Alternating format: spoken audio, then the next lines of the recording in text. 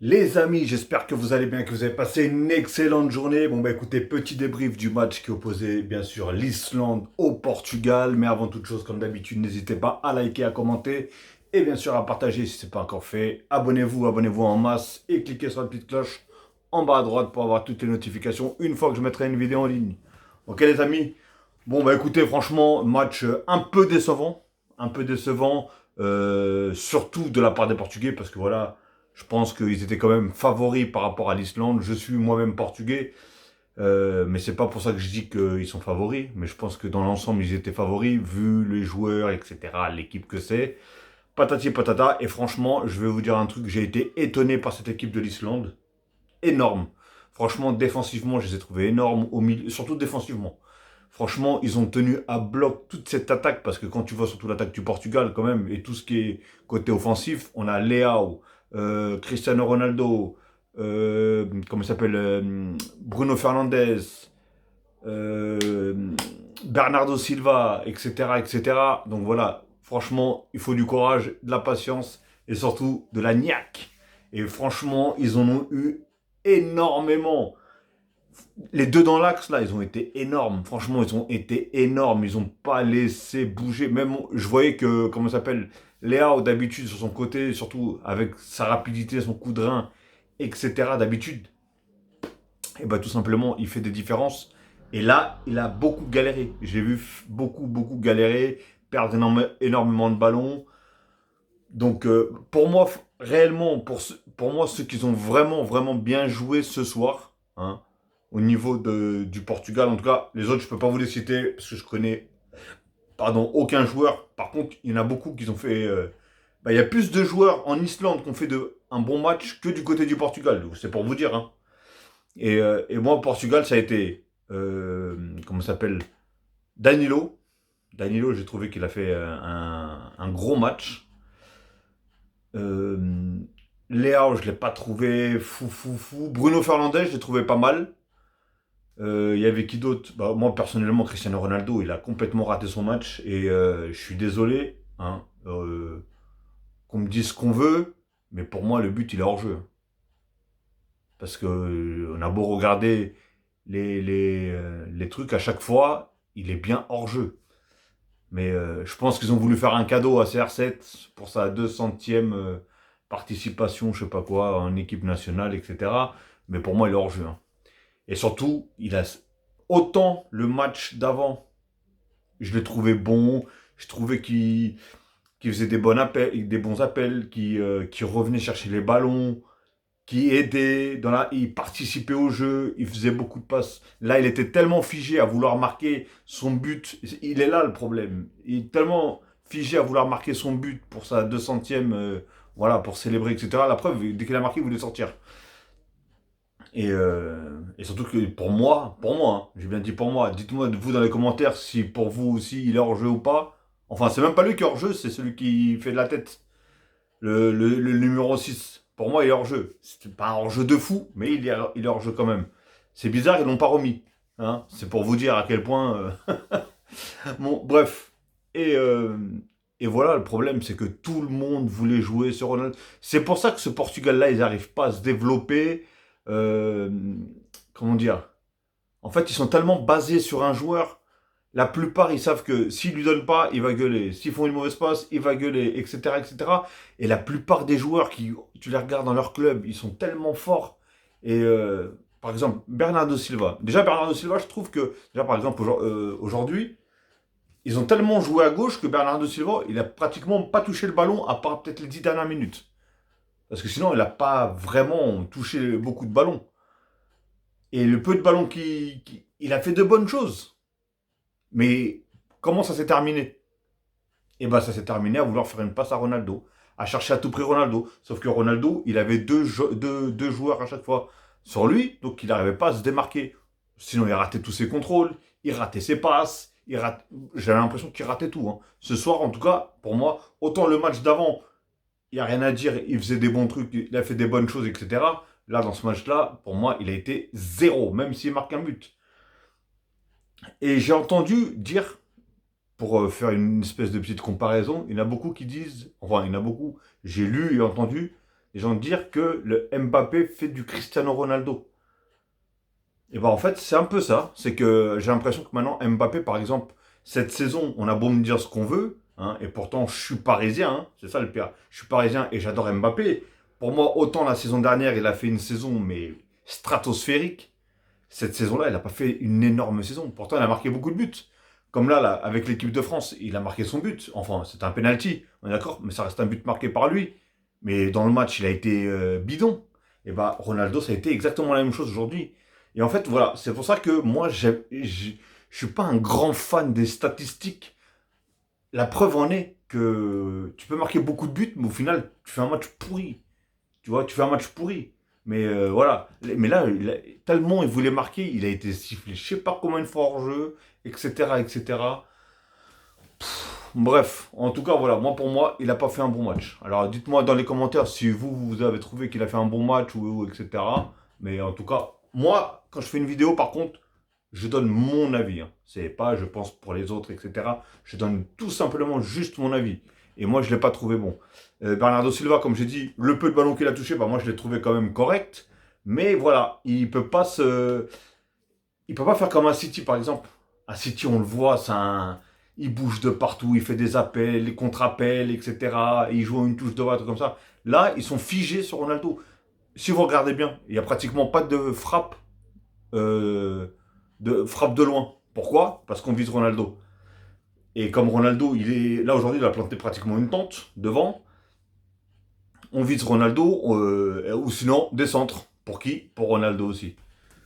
Donc voilà, et pour moi, le Portugal ont tellement d'individualité technique, pour moi, ils pourraient faire largement mieux. Mais moi, je l'ai toujours dit, hein. J'ai toujours dit, vous allez voir un Portugal tellement différent quand Cristiano Ronaldo ne sera plus en sélection, vous allez le voir. Rappelez-vous de cette vidéo, enregistrez-la, parce que vous allez voir la différence de style de jeu. Et ça sera énorme. Ça va être énorme. Vous allez voir certains joueurs qui... Vous allez vous dire, putain, c'est bizarre, je jouais pas comme ça avant. Alors que là, ils jouent comme ça. Donc, franchement, je dis plus rien parce qu'on va dire, ouais, t'as la haine contre Ronaldo, quoi. Non, non, pas du tout. J'ai aucune haine contre lui. Mais voilà, faut dire ce qui est. Pour moi, il veut tellement attirer le ballon et les autres joueurs le savent. Les autres joueurs le savent que s'ils lui font pas la passe, ils gueulent. Bref, voilà, vous m'avez compris. Tout simplement. Bon, je vais arrêter de parler de lui d'ailleurs. Donc voilà, Bernardo Silva, je trouve que quand même il a fait des petites choses hein, qui ont apporté, comme comment il s'appelle Bruno Fernandes, pardon. Bruno Fernandes aussi, il a fait quand même quelques petits trucs, même si pendant une petite période où on l'a plus trop vu dans le jeu. Mais après, il faut dire ce qui est. Hein. Franchement, les Islandais, ce qui était remarquable, c'est que même quand ils partaient en contre-attaque, après, c'est ce qui leur manquait. C'était parce que le pire, c'est qu'ils c'est pas ils ressortaient et que je balance devant, etc., etc. J'ai vu certaines phases où carrément ils ressortaient de derrière, pourtant avec un petit pressing quand même du Portugal, mais je les voyais ressortir techniquement, tranquillement, en une touche de balle et faire de belles choses. Après, moi, je suis pas quelqu'un qui regarde l'Islande personnellement, donc je sais pas comment ils jouent à la base. Mais là, franchement, ce qu'ils m'ont montré, j'ai cru voir dans le classement, ils étaient quatrième ou cinquième. Alors, je sais pas ce que vaut les autres équipes, hein, mais pour moi, l'Islande, je pense qu'il méritait d'être un petit peu plus haut quand même. Mais à voir. Et bah sinon, le gardien, hein, je pense qu'il n'a pas eu trop de choses à faire. Il a fait deux petits arrêts. Par contre, le gardien aussi de l'Islande, hein, il a fait deux, voire trois très bons arrêts. Hein, même si il y a eu un bon arrêt sur Cristiano Ronaldo, mais il était hors jeu. Il y a eu un bon arrêt, c'était sur qui? Je ne me rappelle plus. Mais bon. En tout cas, il a fait deux, trois bons arrêts. Donc, une petite palme pour lui. Après, il y a eu aussi ce fameux carton rouge. Ce fameux carton rouge qui a... Pour vous, est-ce qu'il y a vraiment carton rouge? Parce que, enfin, carton rouge, pas direct, mais vu qu'il y a eu un deuxième carton jaune. Mais pour vous, est-ce qu'il y a vraiment carton jaune? Parce que réellement, j'ai l'impression que, en fait, il tacle, mais il plie ses jambes pour justement, pour pas découper le joueur. Donc il se retient quand même. Donc c'est pas une grosse faute où tu vois que le mec il va lui casser les deux chevilles. Donc ça m'a semblé un peu bizarre ce carton jaune. Mais après, voilà. S'il y en a qui disent qu'il y a carton jaune qui du coup voit un carton rouge, Il n'y a pas de souci, mais ça m'a l'air vraiment bizarre. Hein. Et d'ailleurs aussi, le carton jaune que Cristiano Ronaldo il a eu, hein, le, le plongeon. Bah, comme, vous avez vu tout à l'heure quand j'ai parlé de Mbappé et Cristiano Ronaldo. Parce que hier, Mbappé aussi, il en a fait des belles, hein, des sacrés plongeons. Autant il y a eu des fautes sur lui, attention, où il aurait pu avoir penalty, mais autant il y a eu. Hein. Mais là, par contre, Cristiano Ronaldo, l'autre, il le touche même pas, il plonge. Lui-même, il savait, hein, donc. Donc voilà. Après, on avait qui comme joueur? Attendez, je vais regarder tout ça, la composition en même temps. Bah, Neves, personnellement, je ne l'ai pas trouvé imposant dans le jeu. C'est pour ça qu'il fallait qu'il change vite le milieu de terrain parce que ça devenait critique. Moi, je pensais qu'ils allaient faire rentrer Renato Sanchez. Mais du coup, après, ils ont fait quand même rentrer Vitinha et qui a fait une très belle entrée, même s'il n'est pas rentré énormément, mais qui a fait quand même une belle entrée, qui a apporté quelque chose. Euh, Dallo, d'ailleurs, c'est un joueur que je connaissais pas. Et franchement, je l'ai vraiment pas trouvé mauvais. Hein. Ça a été pas mal. Apparemment, c'est un jeune prometteur. À voir. Après, on avait Pépé. Ah, d'ailleurs, Pépé aussi, hein, qui a fait un très bon match. Et lui aussi. Hein. C'est euh, c'est un joueur tellement rassurant en défense. Ah, j'avais plus. Si, en tant que. Si je l'avais dans mon équipe, j'aurais plus eu peur avant que maintenant. Tu vois? Parce qu'avant, il était un petit peu ouf, il était un petit peu vraiment fou, et tu te disais à n'importe quel moment, il pouvait se prendre un carton rouge. Mais là, franchement, il est calme, tu le vois qu'il sourit, qu'il sourit avec l'arbitre, etc. Et il joue propre, il joue calme, il joue tranquille, il récupère énormément de ballons, et je vous dis, franchement, la défense, elle était vraiment, vraiment pas mal. Hein. Et après, comme d'habitude, hein, vous imaginez les trois défenseurs là? Pep, Danilo, Ruben Dias. Va passer cette muraille là, va la passer. Franchement, elle va être très dure à passer cette muraille. Après, je sais pas s'ils joueront tout le temps comme ça, avec trois défenseurs, mais. Et après, Cancelo, bah, je l'ai préféré aussi le match d'avant. J'ai préféré le match d'avant que celui-là. Après, comme je vous ai dit, hein, ça a joué plus du côté gauche que du côté droit. Donc, il y avait pas trop. On les voyait pas trop, hein, que ce soit autant Cancelo que. Comment il s'appelle Bernardo Silva, etc. Donc, c'était un petit peu plus compliqué, franchement. Et après, il y avait Bernardo Silva, voilà, Bruno Fernandes, hein, comme je dis. Pour moi, voilà, les trois joueurs qui ont fait leur match à peu près correctement, c'est Danilo, au Portugal, hein. Danilo, Pepe, Bruno Fernandes et Bernardo Silva. Et encore, je peux même pas le mettre Bernardo Silva parce que, comme je dis, hein, il n'a pas fait énormément de choses. Mais après, les autres, ils m'ont un petit peu déçu. Réellement, ils m'ont un petit peu déçu. Parce que, bah déjà, j'avais vu la première accélération de Leao. Et franchement, je me suis dit, oula, lui, il va faire très très mal. Et au final, le problème, après, il n'a pas réussi. Après, il s'est un petit peu éclipsé. Je sais pas. Franchement, à voir. Et c'est vrai que, comme disait le commentateur, là, bah, c'était Ludovic Obraniak. Et qui disait, je comprends pas pourquoi ils jouent avec deux pistons alors qu'ils se servent même pas de ces pistons pour resserrer du coup les attaquants devant ou au moins en mettre un comme Leao. Mais je suis d'accord avec lui sans être d'accord avec lui parce que c'est vrai que du coup, s'il y a un deuxième attaquant aux côtés de Ronaldo, forcément ça va libérer un peu Ronaldo et du coup il pourra déjà peut-être un peu plus faire plus de choses. Hein. Surtout que Leao physiquement il est là. Techniquement, il est là et niveau rapidité, il est là aussi. Donc, il pourrait apporter, mais il joue plus sur sa ligne du coup, Léao que. Et moi aussi, je le préfère pratiquement pas sur sa ligne, mais sur son côté, parce que du coup, lui à la base, voilà, lui son point fort c'est quoi? C'est un contre un, paf, il part, il élimine, il centre, etc. Donc, c'est à double tranchant. Il y en a qui vont préférer peut-être dans l'axe pour justement aider jouer avec deux pointes. Et il y en a d'autres qui vont le préférer sur le côté. C'est comme un peu un Mbappé, où sur le côté, tu sais qu'il va faire des différences avec sa vitesse, sa technique, etc. Et, euh, et lui, des fois, il va sûrement pas mal rentrer aussi pour aider du coup le numéro 9. Donc voilà les amis, en tout cas, bah écoutez, c'était pas un match de fou, hein, franchement. J'ai, même pour vous dire, hein, comme je vous ai dit, je crois que je l'ai dit en début de vidéo, j'ai même préféré pratiquement un petit peu le style de jeu de l'Islande, hein, qui se sont battus avec leurs armes, avec leurs joueurs, et combatifs. Et comme je dis, contre-attaque, les Portugais avaient le temps à peine de faire une, deux passes, les 11 joueurs, ils étaient derrière. Enfin, les 10 joueurs, ils étaient derrière. Franchement, ils s'étaient déjà replacés, au taquet, ils ne laissaient rien passer. On a vu qu'ils essayaient de couper toutes les transmissions. Toutes les transmissions. Ah, ils galéraient. Hein.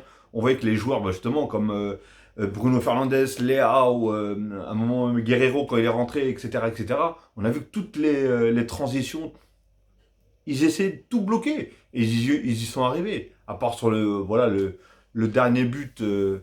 Le dernier but bizarre là, qui hors jeu ou pas hors jeu, hein, bah dites-le moi d'ailleurs hein, dans les commentaires. N'hésitez pas, je me ferai en tout cas un plaisir de répondre si bien sûr il n'y a pas d'insulte. Et oui, en parlant de Ronaldo, apparemment il y a eu un sondage de fait de demander est-ce que Ronaldo devrait continuer en sélection ou pas. Et enfin, est-ce que les gens aimeraient que Cristiano Ronaldo continue ou pas. Et apparemment plus de 50% votaient non. Et je vous cache pas, moi-même qui suis portugais, et j'aimerais voir un Portugal sans lui, personnellement. Alors dites-moi bah, dans les commentaires s'il y a des Portugais qui regardent cette vidéo. Hein. Et j'ai bien dit des Portugais, hein, pas des fans de CR7. Parce que forcément, s'il y a des fans de CR7, ils vont tout de suite dire oui, il faut qu'il soit là, oui ceci, oui cela.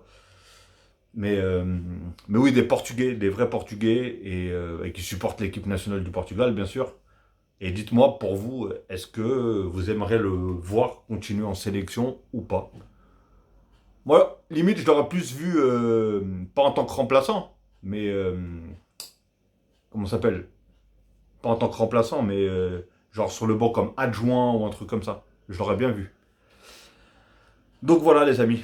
En tout cas, bah écoutez, j'espère que vous avez apprécié le match, hein, tout simplement. Je vais vous souhaiter une très très bonne soirée, ou une très bonne nuit, ou une très bonne journée, tout dépendra de l'heure que vous allez regarder cette vidéo.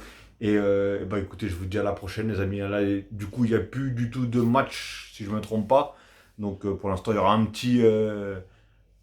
petite pause sur les débriefs, hein, tout simplement. Ok, les amis. Bon, écoutez, en tout cas, prenez soin de vous, prenez soin des vôtres. Ceux qui partent en vacances, bah, je vous souhaite de très bonnes vacances. Ceux qui vont travailler, bon courage. Et ciao, les amis, et à la prochaine.